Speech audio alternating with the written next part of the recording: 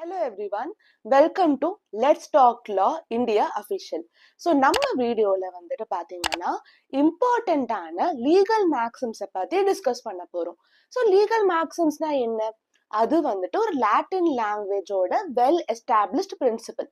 So ஒரு கான்செப்டை நீங்க பெருசா எக்ஸ்பிளைன் பண்றதுக்கு பதிலா இந்த லீகல் மேக்ஸிம் ஒரு வார்த்தை யூஸ் பண்ணாலே அது மொத்த கான்டெக்ஸ்டும் நமக்கு புரிஞ்சிடும். ஃபார் எக்ஸாம்பிள், சிலப்பதிகாரத்துல வந்துட்டு கண்ணகி அவங்க ஹஸ்பண்ட் இன்னசென்ட்னு ப்ரூவ் பண்றதுக்கு பெருசா டைலாக்ஸ் பேசணும்னு அவசியம் கிடையாது. அவங்க சிலம்பு உடைச்ச உடனே அவங்க இன்னசென்ட்னு ப்ரூவ் ஆகுது இல்லையா? That is called as things speak for itself, ரெஸ் இப்சா லாக்கிட்னு சொல்லுவாங்க. சரிங்களா?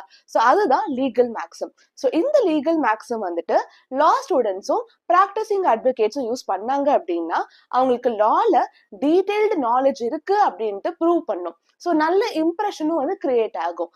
ஸோ நம்ம சேனல்ல இந்த லீகல் மேக்ஸிம்ஸோட மீனிங் எந்த கேஸ் லால யூஸ் பண்ணியிருக்காங்கன்னு சொல்லிட்டு பார்க்க போறோம். இது அட்வொகேட்ஸ்க்கும் லா ஸ்டூடெண்ட்ஸ்க்கும் ரொம்பவே யூஸ்ஃபுல்லா இருக்கும். So let's learn law together. Thank you.